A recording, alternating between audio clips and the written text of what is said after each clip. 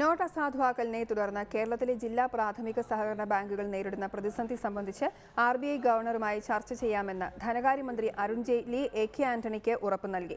സഹകരണ മേഖലയെ തകർക്കുന്ന വിഷയത്തിൽ അടിയന്തര ഇടപെടൽ ആവശ്യപ്പെട്ട് കേരളത്തിൽ നിന്നുള്ള എംപിമാർ നാളെ പ്രധാനമന്ത്രിയെ കാണും. റിസർവ് ബാങ്കിന്റെ നടപടി കേരളത്തിലെ സഹകരണ മേഖല സ്തംഭിപ്പിക്കുമെന്ന് മുഖ്യമന്ത്രി പിണറായി വിജയൻ അഭിപ്രായപ്പെട്ടു. ഇതിനിടെ സഹകരണ മേഖലയിലെ പ്രതിസന്ധി ചർച്ച ചെയ്യാൻ മുഖ്യമന്ത്രി വിളിച്ചു ചേർത്ത എംപിമാരുടെ യോഗത്തിലേക്ക് സുരേഷ് ഗോപിയെയും റിച്ചാർഡ് ഹേയും ക്ഷണിക്കാത്തത് വിവാദം. നോട്ട് അസാധുവാക്കിയതിനു പിന്നാലെ ജില്ലാ പ്രാഥമിക സഹകരണ ബാങ്കുകളുടെ ഇടപാടുകൾക്ക് നിയന്ത്രണം ഏർപ്പെടുത്തിയ RBI നടപടി കേരളത്തിലെ സഹകരണ മേഖലയെ പ്രതിസന്ധിയിലാക്കിയിരിക്കുന്നതായി കെ ആന്റണി അരുൺ ജെയ്റ്റ്ലി അറിയിച്ചു.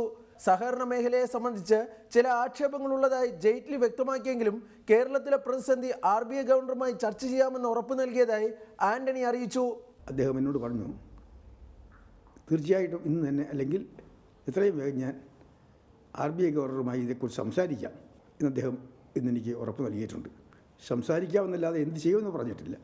RBIയുടെ നിലപാട് കേരളത്തിലെ സഹകരണ മേഖലയെ പ്രതിസന്ധിയിലാക്കിയെന്നും കാർഷിക മേഖലയിലേക്ക് പ്രതിസന്ധി വ്യാപിക്കുമെന്നും മുഖ്യമന്ത്രി പിണറായി വിജയൻ ചൂണ്ടിക്കാട്ടി. പണം സ്വീകരിക്കില്ല എന്ന നിലപാടോടെ വായ്പ അനുവദിക്കാൻ പറ്റാത്ത അവസ്ഥയായി, ഇടപാടുകൾ നടത്താൻ പറ്റാത്ത അവസ്ഥയായി.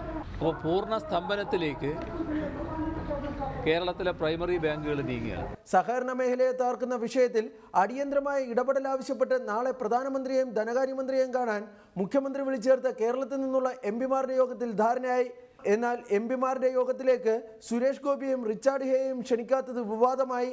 സഹകരണ മേഖലയിലെ പ്രതിസന്ധി സംബന്ധിച്ച് ചർച്ച ചെയ്യാൻ കേരളത്തിൽ നിന്നുള്ള എംപിമാർ ഉള്ളത് കൊണ്ടാകും തങ്ങളെ യോഗത്തിലേക്ക് ക്ഷണിക്കാത്തതെന്ന് സുരേഷ് ഗോപി പറഞ്ഞു.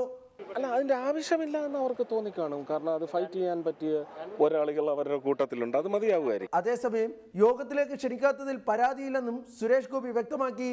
റിപ്പോർട്ടർ, ദില്ലി.